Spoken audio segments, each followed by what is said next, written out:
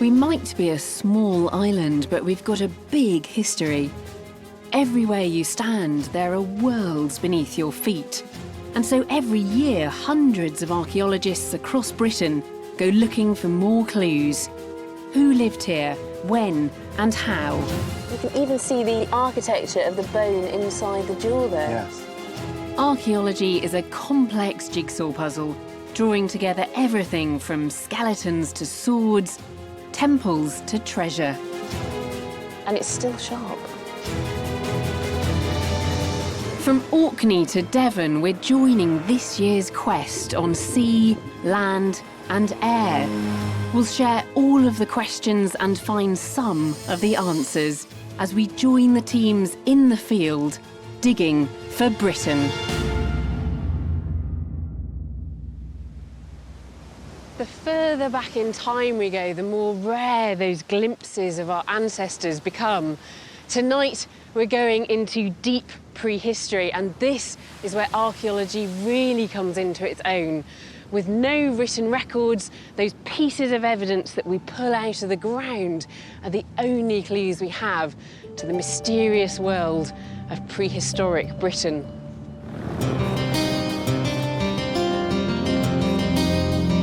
I'm on a journey through 1,000,000 years of history that will take me from Orkney to the south coast. I'll be discovering art made by Ice Age Britons. Is this a leg down here? Is it coming down to a leg? Yeah, that's right. The leg's here. And seeing how farming first developed here. See some more teeth sticking up here. Yeah. I'll be finding out how the sea holds clues to the birth of trade. And as we travel through time, we'll see how a culture emerged that still resonates today. So when was she found? Our journey begins before Britain was even an island, when a broad river flowed through East Anglia. And this is where archaeologists are trying to find out when the first people arrived in Britain. For over 200 years, archaeologists have searched these lands for signs that early human species may once have lived here. But the first humans to have emerged from Africa were tropical. They just weren't adapted to cold climates, and they could not have survived in Northern Europe. Now, on this beach in Norfolk, archaeologists are finding remarkable evidence that may challenge this belief. I've been following this project for years, and the archaeologists are about 3 weeks into this year's dig, so I've been really excited about coming here to find out how they've been getting on. The team are part of an internationally renowned project searching for clues that will help them date this site. So Nick, you're a few weeks in. Nick Ashton of the British Museum is leading the excavation. And what sort of evidence are you finding in these ancient river sediments? We're getting pollen from these fine-grained sediments, we're getting wood, we're getting other plant remains, little seeds. Also getting beetles, and they're very good for reconstructing climate. And on top of that, we're getting animal remains, animal bones and teeth, and they really help with the dating of the site. To retrieve that evidence, every bucket load excavated must be painstakingly examined. So it's all happening down here. What have you got for us, Sophie? Nothing at the moment. Not much. It wasn't so bad. Oh, wow. Some pebbles. Some pebbles at the moment, so each sieve load is checked and sorted, and there doesn't appear to be anything in that. Over a 5-year period, they've sifted through 70 tonnes of sediment. But sometimes it's the most unlikely finds that provide vital clues. Oh no, pine cones. Ah, oh right. And there, it's quite a weathered but surviving pine cone. Really? Part of one, yeah. You could look at the structure of that and confirm the exact species. When you're looking this far back in time, even a single find like this pine cone core is crucial. Find by find, the archaeologists can reconstruct this mysterious lost world, a pine forest that was inhabited by creatures no longer seen in Britain. Simon Parfitt from the Natural History Museum is an expert on prehistoric mammals. And what's that in that box down there? Okay, this thing is It looks like a incredible. stone. It looks like a stone. Believe it or not, it's a hyena dropping. This is fossilised hyena poo. So we know there were a hyena here as There well. are hyenas, so you've got large carnivores. We've got this fantastic rodent, jaw, with some of the teeth. And this is an extinct beaver-like rodent, and it was semi-aquatic, living along the banks of the river.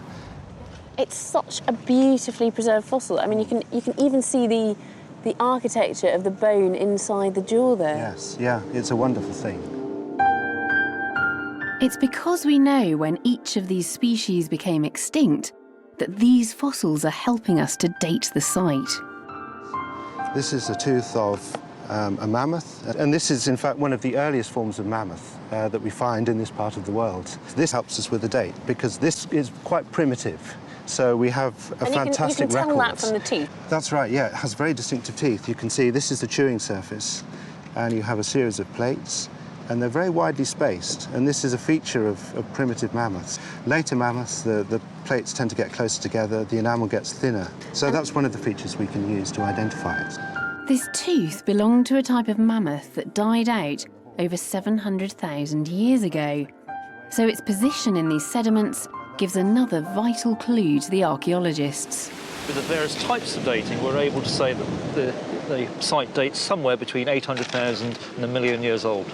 So that's the date of those sediments that we're looking at in the trench, between 800,000 and 1 million years old. Yeah, yeah. Fantastic. This project really is unique. So many important discoveries are made by pure chance, especially in prehistory, where something might be found in a quarry or when a road is being built. But here the archaeologists have set out to find something new, to make an important discovery, and they've done it.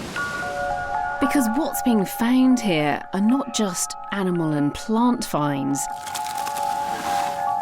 It's not just evidence of a vanished landscape from perhaps 1 million years ago.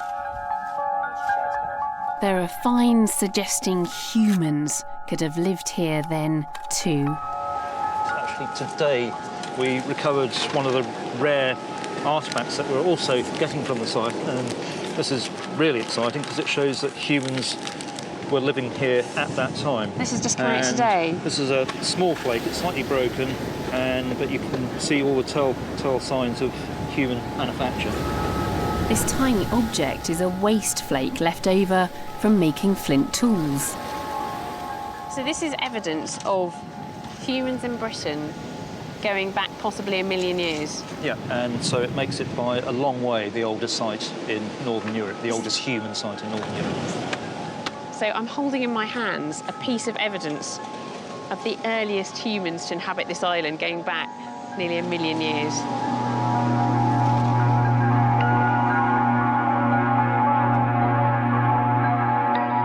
They've found over 70 pieces of flint, which show signs of human working.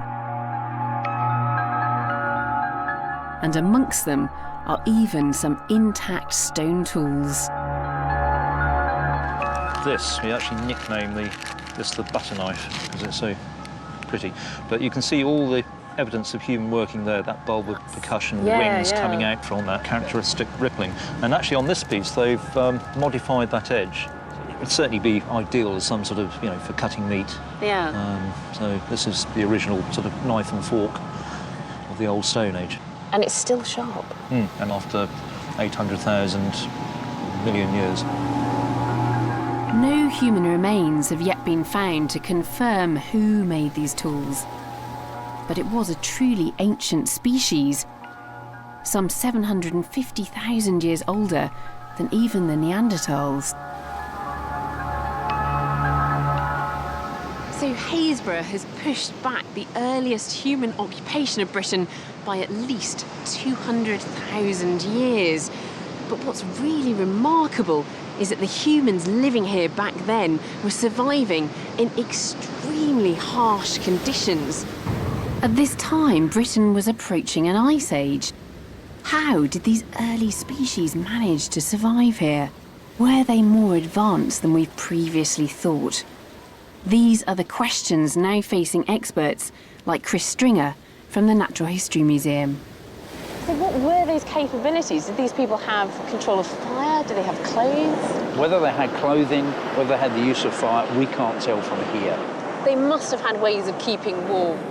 Well, that's right, yes. I mean, the environment was comparable to, say, southern Scandinavia at the present day. And yes, I think, you know, stick us in the winters in southern Scandinavia today, and we would have problems coping. So we'd have to imagine, probably, that there was at least basic clothing and probably the use of fire. But the evidence has yet to be found. It does make us look again at these earlier human species, and perhaps they were more sophisticated than we've given them credit for. Yes, that's right, yeah. Their capabilities were far greater, and that's really exciting. So we have to make them, in some ways, certainly more like us than we would have believed. We know there were people here in Britain nearly 1 million years ago. They were surviving in incredibly cold conditions. It gives us newfound respect, I think, for those earlier human species. And at the end of the day, it's those insignificant finds that archaeological revolutions are made of.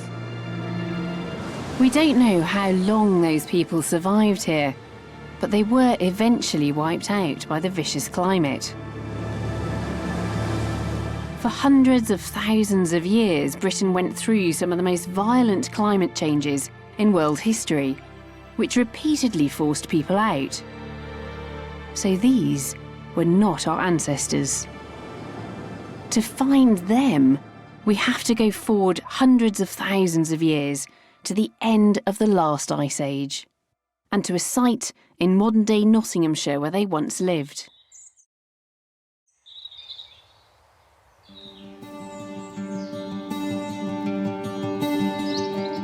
It wasn't until around 13,000 years ago that Britain became recolonised by modern humans, Homo sapiens, people like us. And this time, they were here to stay. And they were living in caves like these at Creswell Crags at the end of the last ice age. We know that these people were physically identical to us, but archaeologists are relentless in their search to find out just how similar they were to us in other ways, searching for those elusive things which let us feel truly connected to them.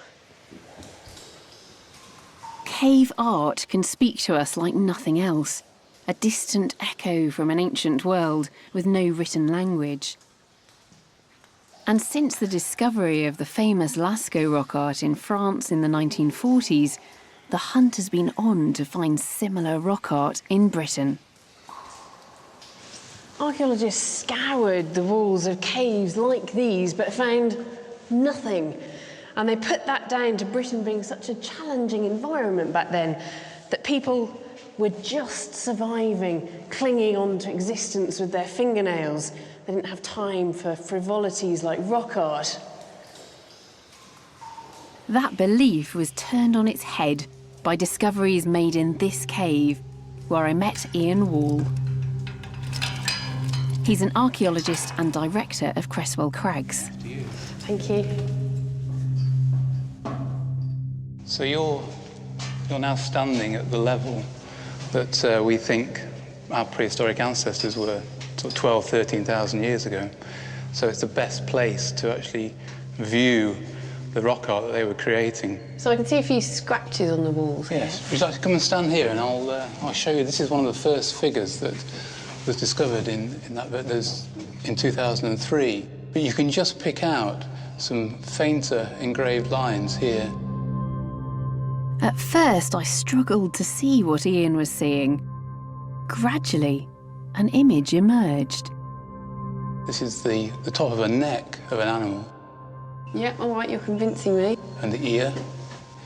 And coming down here, That's right. A mouth. Is That's that a right, mouth? yes, Yeah. yes, and that's the chin running underneath, yes. Is this a leg down here? Is it coming down to a leg? Yeah, that's right. The leg's here. And then the underbelly of the animal. That's remarkable. There it was, appearing right before my eyes, the image of a deer.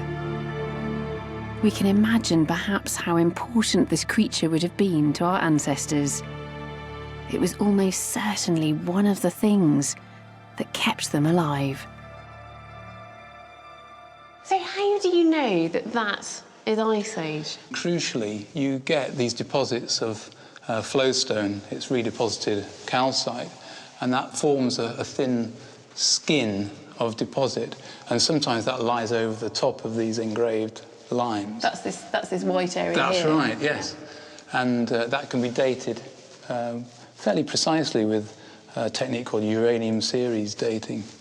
Right, so if you can date that flowstone, then if the engravings are underneath it, they must predate it. That's right, yes. So how old is that flowstone? So it's roughly around 13,000 years old. So we really are looking at Ice Age art. Yes, that's the clincher.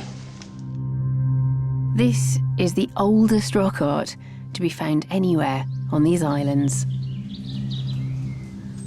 So much of archaeology is about how people live their lives in quite a mundane way, the tools they made, the diet they were eating, that sort of thing. But here we've got art, which is something a little bit different, and it does give you a real connection back to those people. It's incredibly evocative. You can imagine them in that cave making those images on the wall, and I rather like the mystery that we will never know what it really means.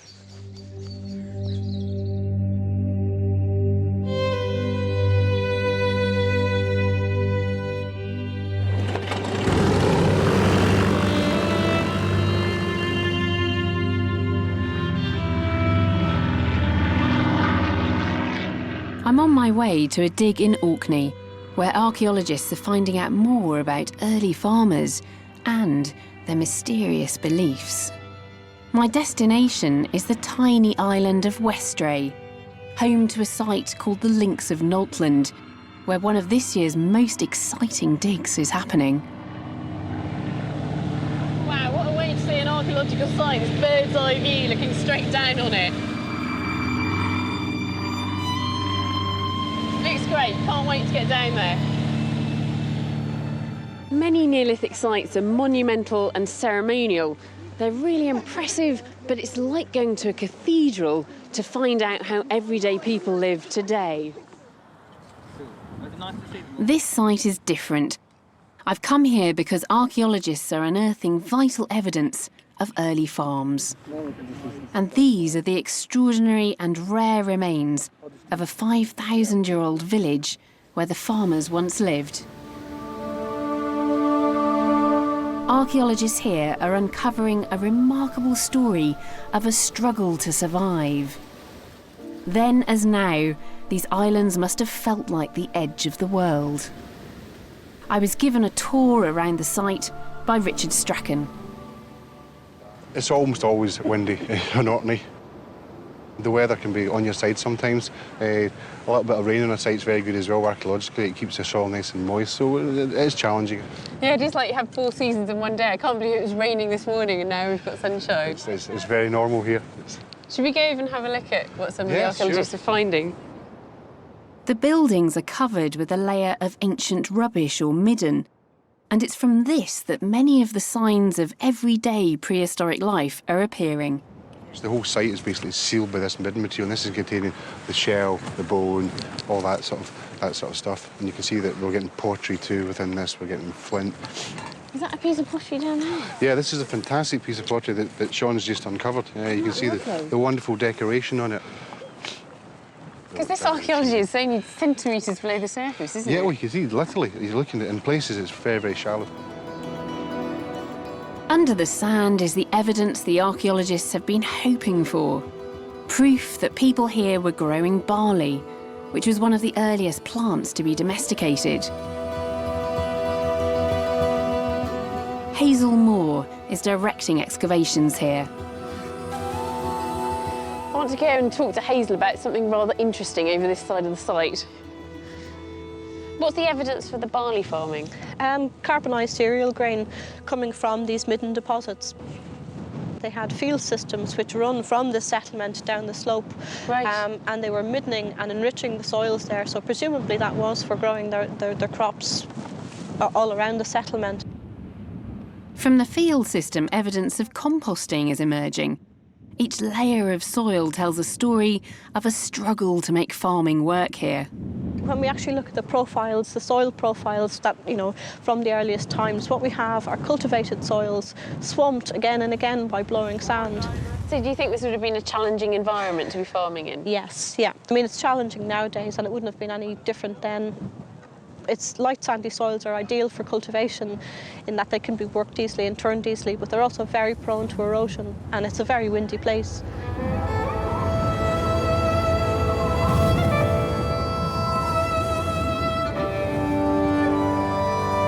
The conditions here would have made it difficult to survive just growing crops. But new finds are showing that domesticated animals were extremely important to these early farmers.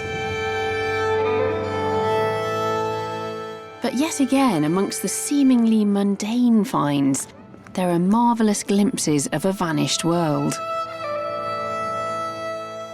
Emerging from the soils is something which has stunned the archaeologists.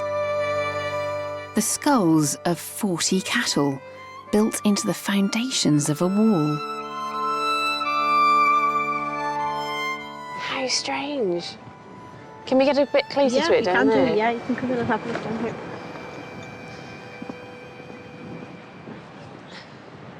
This is really peculiar.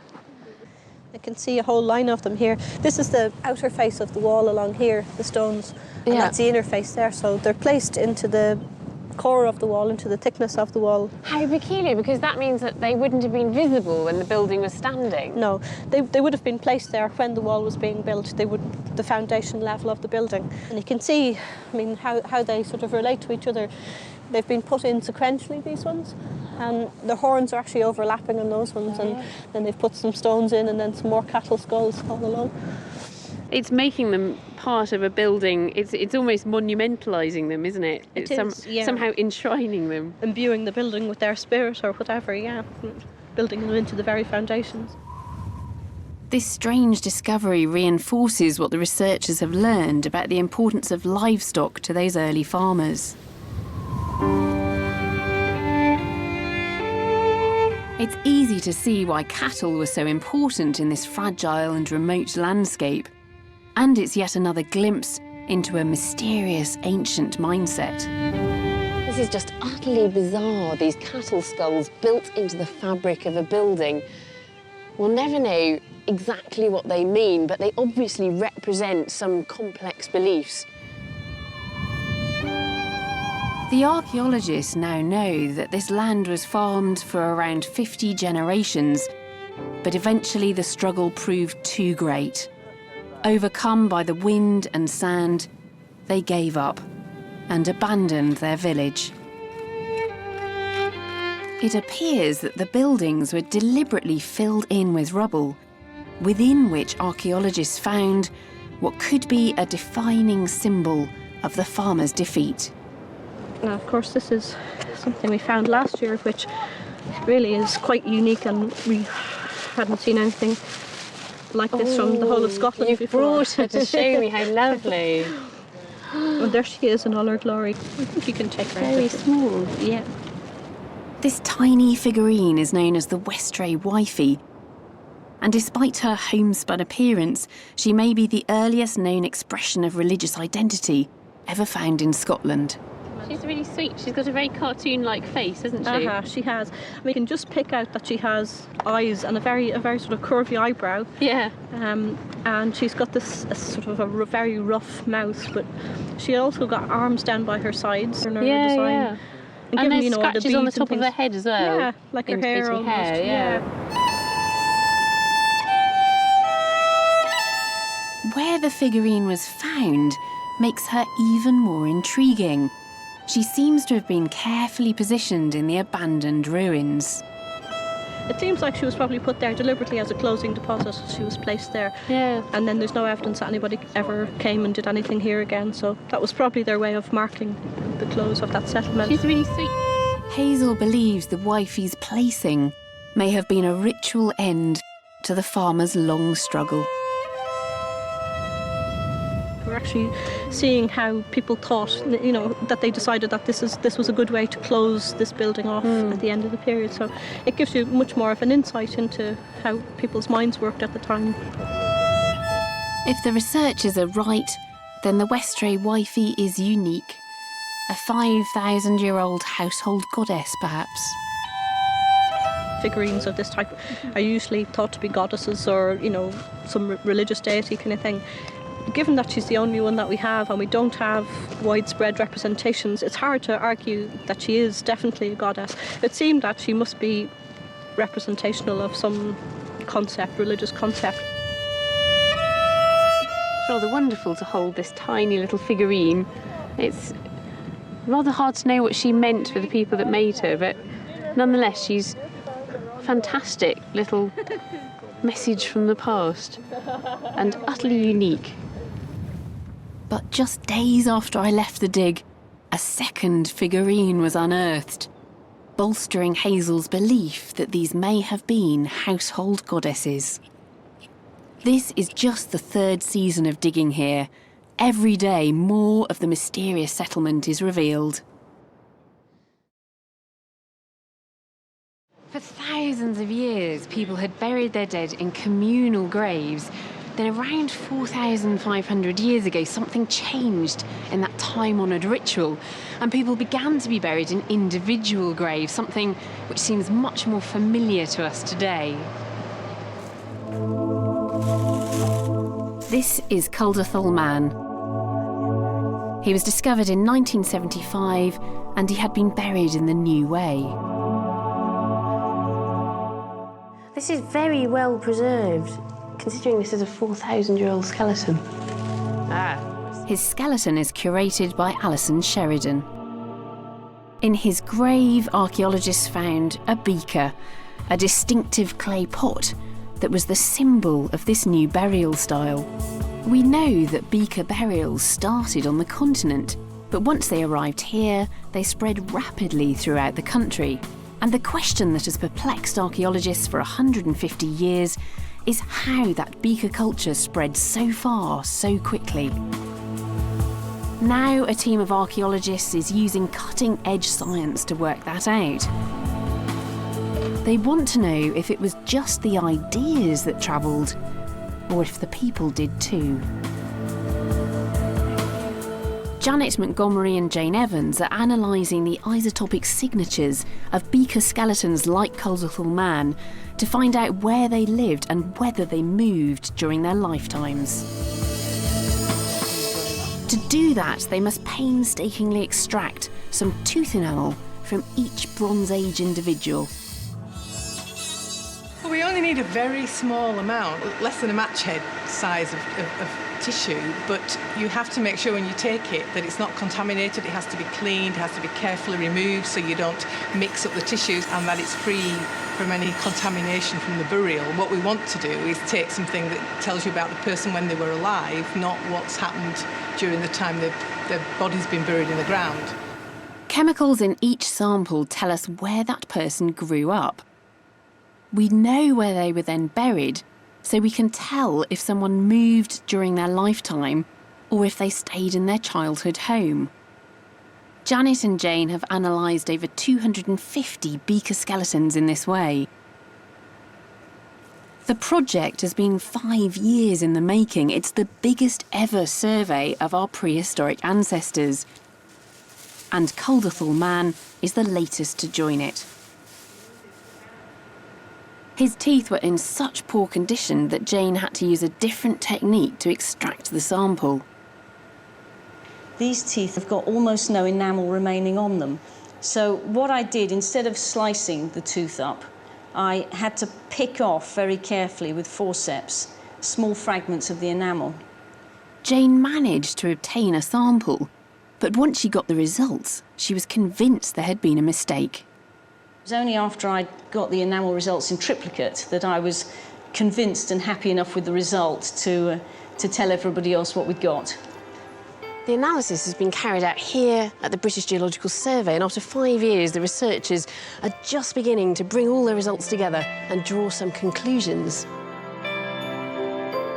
I wonder how our man from Culdathel has done. The isotope composition that his teeth gave suggested that he came from an area of this type of rock. This area of Antrim, and it's the Antrim basalts. Do you think he's Irish? That is the most likely place for him to have come from. How interesting. Yeah. And so he managed to make it from his childhood site here to his burial site up and around here. So around 4,000 years ago, Culdathel man moved 300 miles across the seas from his Irish home to his Scottish grave, where he lay buried in a signature beaker burial. But Culdathel man is just one of the 250 skeletons from around the country which could explain how the beaker culture spread. Yeah. What about the isotope project as a whole? What is it telling you about this period in the Bronze Age and about populations moving around? A lot of the evidence that I've got from this project and other data, they seem to be very mobile at this time. The survey reveals some intriguing results, showing our ancestors travelling long distances across the country. Results from beaker burials in the Yorkshire Wolds area, for example, showed that over 50% of the individuals sampled had moved there from somewhere else. Some from as far afield as Scotland. It's interesting, isn't it? Because I think you tend to think that people in these prehistoric societies were perhaps a lot more settled than that. The further back you go, the more settled they were. Yeah, It doesn't work that way. No. This project is really interesting because of the scale of it. They've looked at 250 individuals, and that means we can start to answer some of those big questions about the population of Britain during the Bronze Age.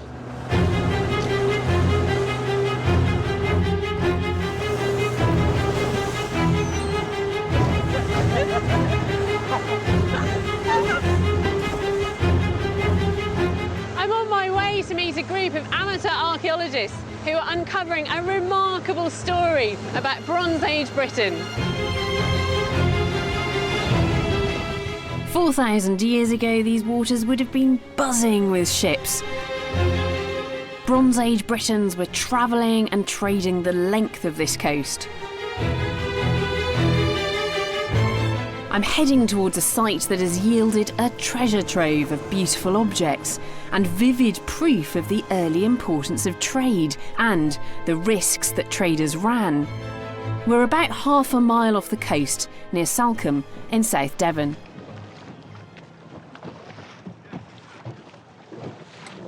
We're approaching really carefully because there are divers down there at the moment. Hello. Hi. Morning. Hello, Alice. Hello. Hello. Hello. These aren't professional archaeologists, they're divers who found a love for history, and for me that makes what they're finding here all the more special. It's real dedication here. These guys are down at Salcombe every few weeks, diving in the same spot, constantly looking for new objects that are coming up from the seabed.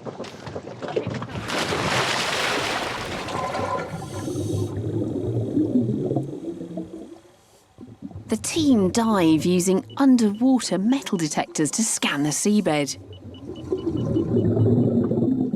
In the last few months, their dedication has paid off with a massive haul of objects, which have been sent to the British Museum, where they're being analysed by curator Ben Roberts.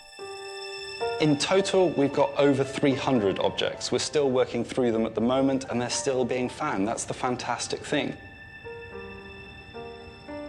What's amazing about this particular collection of objects, it encapsulates where we were culturally about 3,000 or so years ago.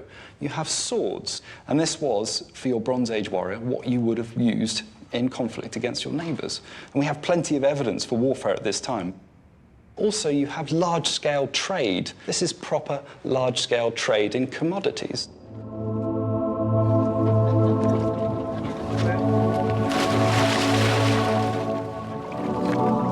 That's the next couple of divers going down.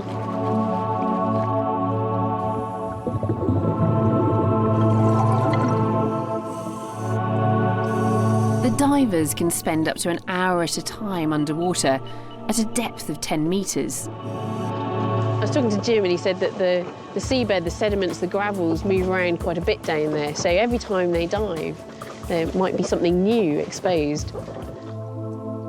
The group dive around once a month. Because the seabed is constantly moving, it's impossible to predict whether they'll find anything. Perhaps the most eye-catching of the finds so far examined at the British Museum is the exquisite jewellery. Usually when we find Bronze Age gold from this time, from about just over 3,000 years ago, we find relatively simple gold objects. So for instance here, you have a fragment of what would have been a twisted gold neck ring, where you take your gold bar and you twist it. Similarly, you have gold bracelets. These are solid bar bracelets. They've just taken a bar of gold and they've just twisted it around the wrist. What this means is that these bracelets here are just far in excess of anything that had come before. Here you have 8 strands of gold wire that have been twisted on their own and then bound together to create this stunning little bracelet, which, when it came off the seabed, was just perfectly coiled. These represent the absolute pinnacle of Bronze Age gold working.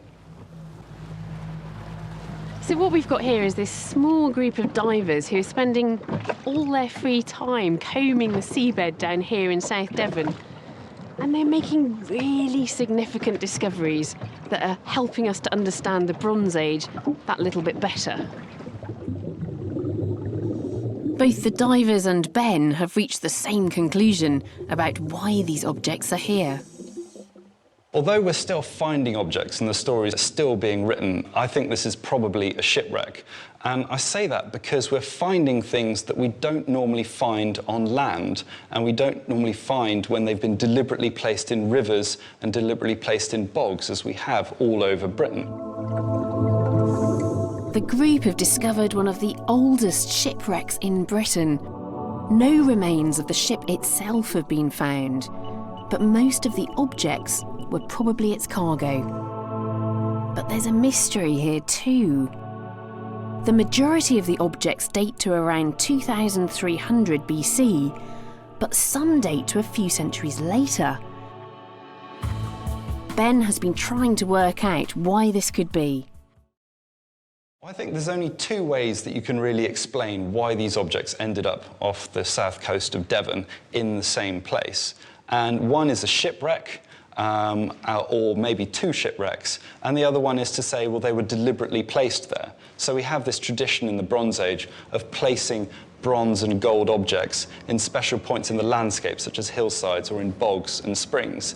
So it's possible that it was a combination of the 2, with one taking place slightly earlier as a shipwreck and one potentially later as a dedication. It's really hard to say. So the objects with the later dates may have been an offering thrown into the sea in remembrance of that original shipwreck. It's a touching thought. Although the gold objects found by the divers are the most beautiful and striking, they are not the most important of the finds.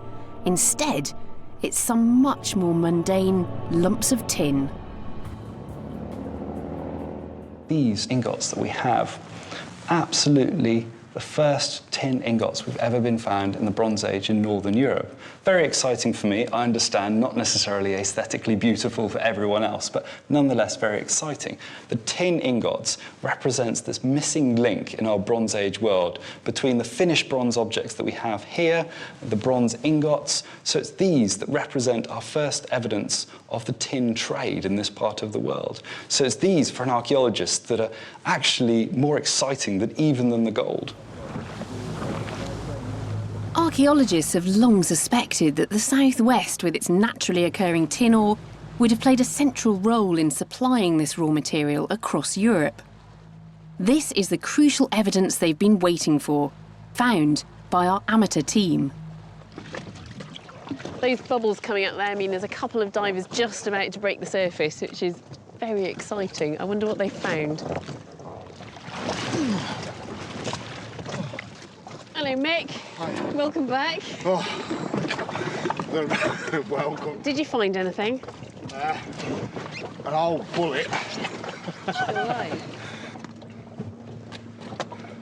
No, it's not Bronze Age, is it, Mick? No. It's very disappointing.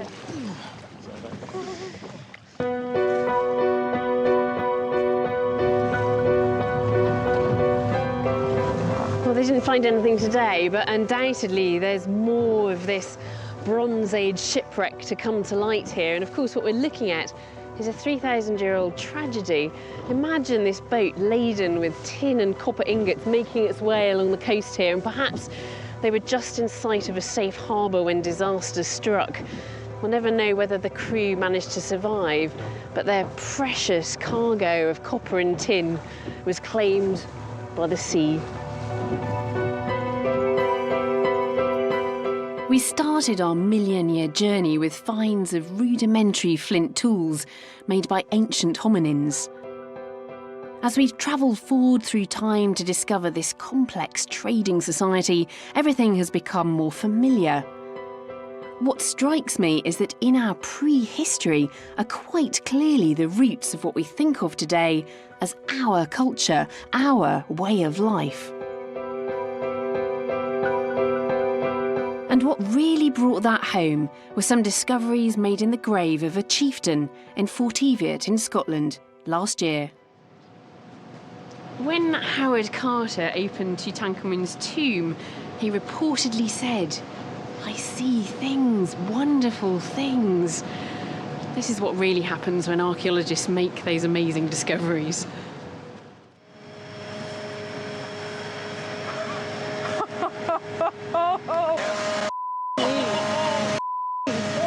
Oh my God. Oh my God. This is the dramatic moment last year when archaeologists filmed themselves as they lifted the capstone of a 4,000-year-old tomb. It would change our understanding of how Bronze Age people buried their loved ones. After discovering the tomb with geophysics, archaeologist Kenny Brophy and his team had to wait a year to be able to open it. Oh my God. That's some metal. This is cool. We might have to bleep that out. Yes, there's a lot of excitement on site. This is an incredibly exciting moment in archaeology, isn't it? Because a lot of archaeological excavation is about painstakingly removing thin layers of soil, very gradually uncovering things. Yes. This is a rather momentous uncovering of a grave. It must be quite exciting to be standing there at the top. It was. I mean, it was really a set-piece moment. There was a real sense that we just didn't know what we were going to find, which is one of the great excitements of archaeology, of course, but this really was a mystery. Oh, for Christ's sake, what happened? The stone-lined grave known as a kist held many treasures, and it would prove to be the grave of a Bronze Age chieftain. But there was one big surprise. No sign of his body remained. This is really peculiar, isn't it? You've taken this stone off the top of the kist burial and you're confronted with objects which are, you know, fantastic. You know you've got organic remains, but there's no skeleton.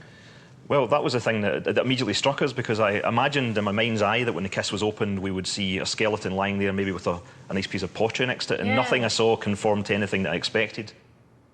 But the team did recover this mysterious white material. One thing we did notice when we were digging, though, that there was a kind of white powder stuck to the side of the kist. It was this powder that would solve the mystery of the missing skeleton.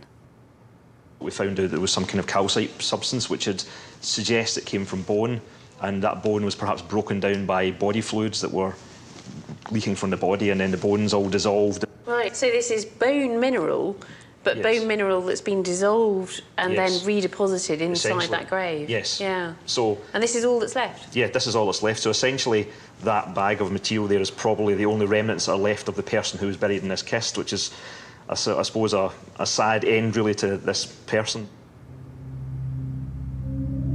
From almost the first moment, the team suspected they had a high-status burial.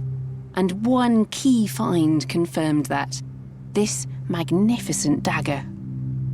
This is very elaborate, isn't it? It's a fantastic piece of Bronze Age technology involving a large blade of bronze, which is a copper and tin alloy, rivets holding it together, a bone handle, a band of gold which is holding it all together. There's wooden pins involved here as well. So this is an object that's not just about the metal of the dagger, it's about so much more than that. This is a really beautiful, elaborate object.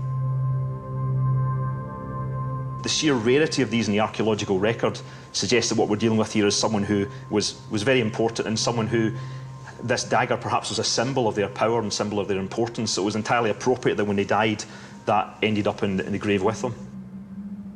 After the initial discovery, it's back here at the lab that most of the work has been done to identify the objects found in the grave.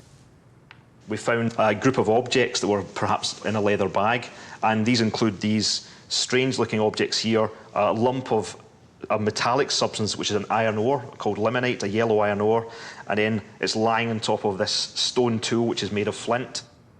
These objects served a very particular purpose in the Bronze Age. And the combination of these two suggests that this is probably some kind of fire-making kit, a striker light that maybe was something portable that could be carried about.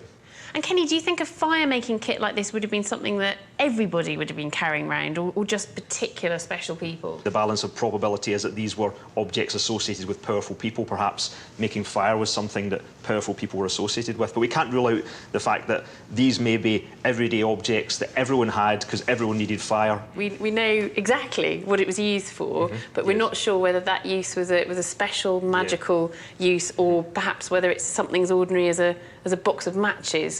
All we know is that the people burying this person thought he should have it with him in the grave. Yes, yeah.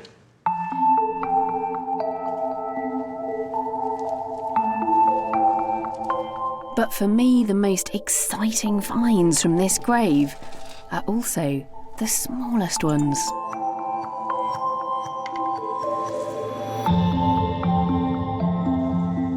And there they are.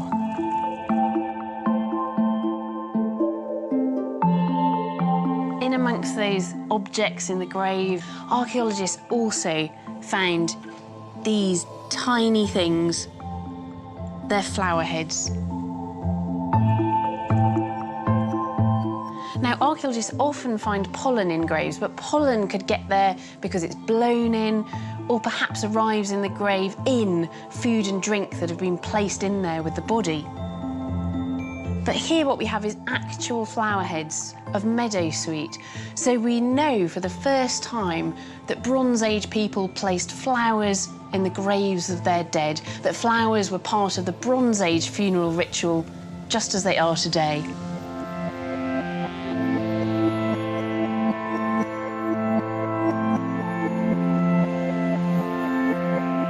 This is a piece of meadowsweet just waiting to flower in the summer. So we know that whoever it was that was interred in that grave at Forteviot, he was buried there during the summer months. And I just find it amazing that something so ephemeral, those flower heads, have survived through thousands of years. And whilst the physical remains, the bones of that person, have long since disappeared, what we have got is the evidence of this incredibly tender act of placing flowers in somebody's grave. It's something that gives us a real sense of connection back to those Bronze Age people. In our million-year journey, we've found out that our history goes back much further than we ever thought possible. And we've seen that over time, a complex society emerged in which the foundation stones of our own can be found. We've discovered a rich culture that has developed since those Ice Age artists first left their mark in the caves. And what this journey shows us is that our prehistory is still a part of who we are today. And it's a part of our story that's only revealed with the help of archaeology. And so the digging continues.